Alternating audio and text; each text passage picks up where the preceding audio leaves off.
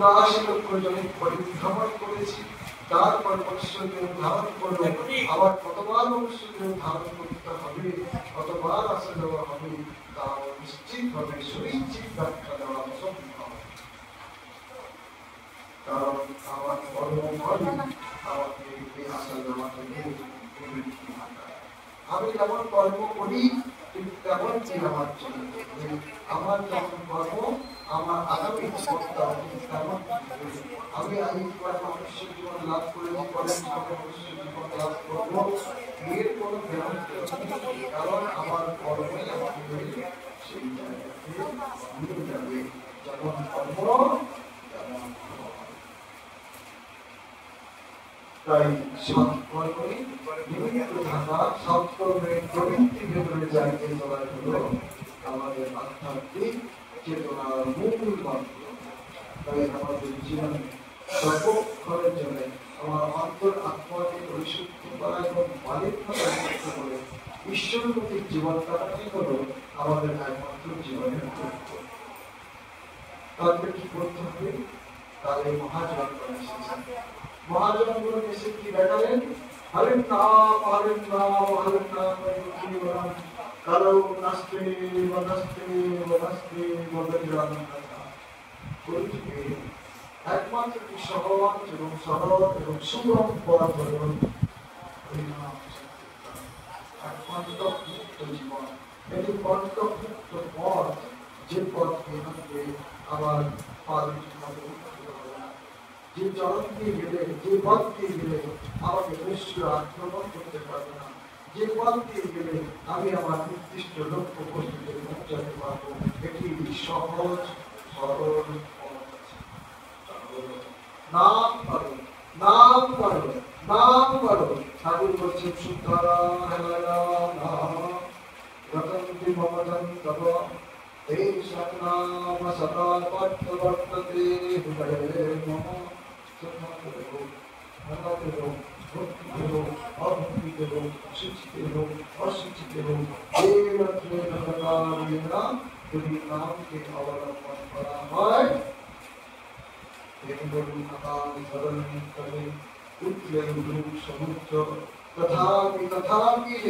আমি তোকে মুখে করে রেখেছি এই কথা বিশ্বাস করে চলার কথা আনন্দ বারংবার নিষেধন করে গেছে।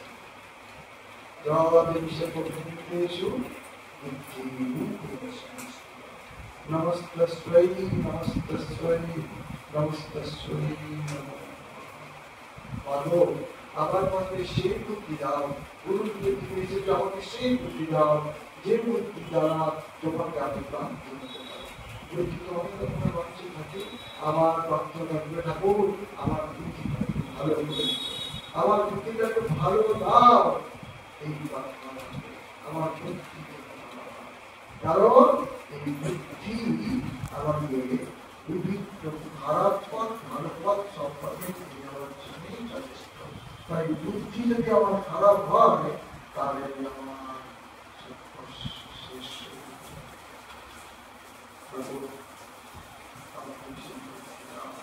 যে বুদ্ধির দ্বারা আমি উপলব্ধি করতে পারি সেই বিশ্বের অমৃত আমরা আমাদের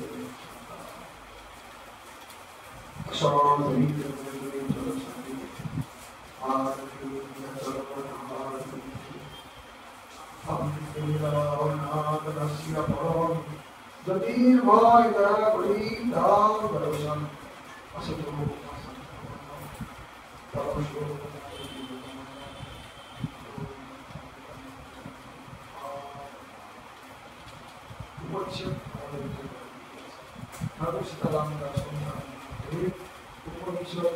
সমস্ত পুরাণ ঘেটে আমাদের মতো এই সংস্কৃত ভাষার ব্যাখ্যা বাংলায় রূপান্তরিত করে আমাদের সেই প্রার্থনার মধ্যে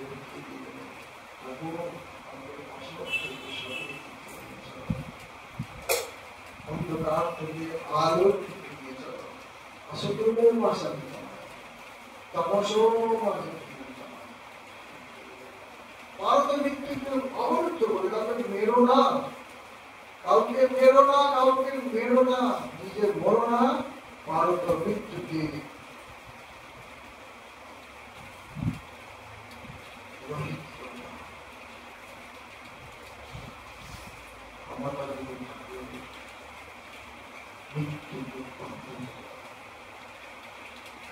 তাই আচার্যগণ বারংবার স্বীকার করেছে যে আমাদের এই জন্ম মৃত্যুর যে প্রতি পথ চলছে, সেই পথে আমরা কেউ কোথাও যাব না। বারংবার আসছি যাচ্ছে একটাই কারণে, আমার কর্মকে আমি ভালো করছি। যখন আমার কর্ম ভালো হবে, যতটা আমি এগিয়ে যাব, এই আসা যাওয়াটা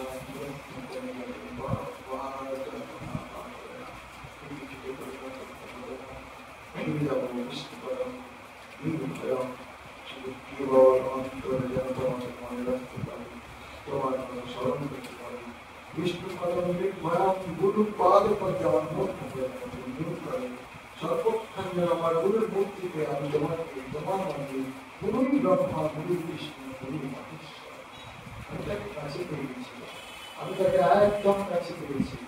তিনি আমার মধ্যে আমার কাছে কাছে রয়েছে, উপলব্ধিকে যেতে পারি না বলেই মনুষ্য আমরা ভাবি। প্রতিটা শ্লোকে গুরুর মহিমা ব্যাখ্যা করা হয়েছে। জন্মযজ্ঞ দিয়ে, বিচার বুদ্ধি দিয়ে তার ব্যাখ্যা করা অসম্ভব।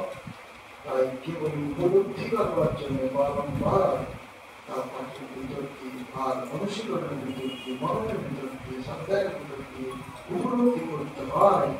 তুমি আমার কাছে সাক্ষাৎ